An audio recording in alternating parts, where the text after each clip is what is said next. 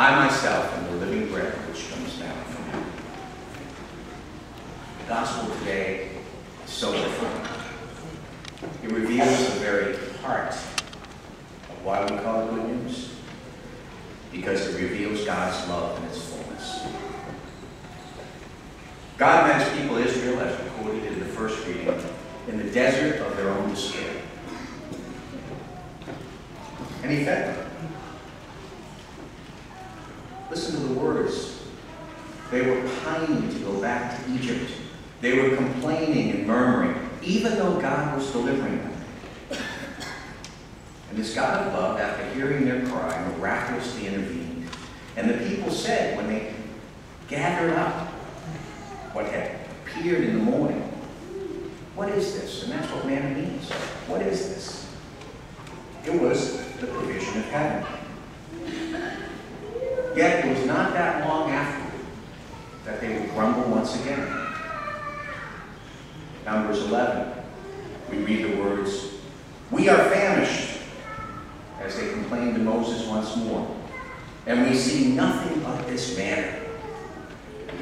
God's miraculous provision hadn't changed, but the people had.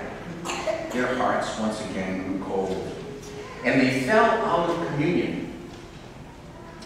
The very blessing of heaven, God's provision, when they were hungry, in the midst of the desert of their own despair, became the source of their complaint, and they murmured. And my friends, the same can happen to us when we fail to cultivate our relationship with the Lord. But God's love is revealed because, as St. Paul writes, in the fullness of time, God did not give up on his people, but he came into their midst. And in Jesus Christ, the human face of God is revealed. God became like us, one of us, so that we could be restored in our relationship of communion with him. And he reached out on that cross, which is the second tree, the early fathers say, the place where creation began again, and he embraced the entire world in an embrace of love. The one who had fed his chosen people manna in the desert, satisfying their physical hunger, now offered himself to satisfy an even deeper hunger, spiritual hunger, that every man, woman, and child on the face of the earth has within them because of sin, because we're separated. God intervened in human history. He became a real man in a real place, and history was forever changed. Our history is forever changed. And he gave himself as heavenly manna, heavenly provision, eternal food for our journey in this life and in the life to come. And that is what we celebrate on the Lord's Day at this altar in the Eucharist. It is a miracle beyond comprehension that can only begin to be touched with the eyes of faith. The angelic doctor Thomas Aquinas said this: material food, first of all, turns itself into the person who eats it. As a consequence, restores his loss and increases his vital energies. Spiritual food, on the other hand, turns the person who eats it into itself. And the proper effect of this sacrament, Thomas wrote, is the conversion of man into Christ, so that he may no longer live for himself, but Christ may live in him. And as a consequence, he went on, it has a double effect.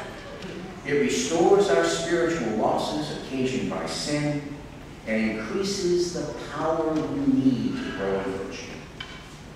That's what happens every time we receive the Eucharist, the bread of life, the living bread sent from heaven.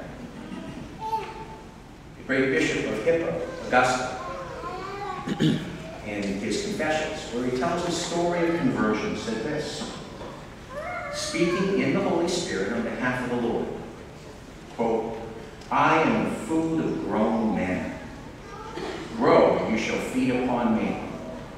You will not change me into yourself as you change food into your flesh, but you will be changed into me. You will be changed into me.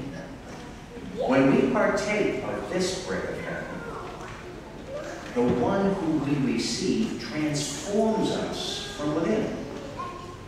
And our participation in the Holy Eucharist is an invitation into the inner life of God, to live in communion with God through Jesus Christ, and in Jesus Christ with one another, for the sake of the world. Everything is different now because of the Eucharist. This Eucharist reveals the heart of God's love and mercy and the fullness of his plan for the entire human race, and makes it possible, my friends, for us to begin to live it now. That is why it is the source and sign of our worship and the very center of our faith, because it is the full revelation and gift of a living God.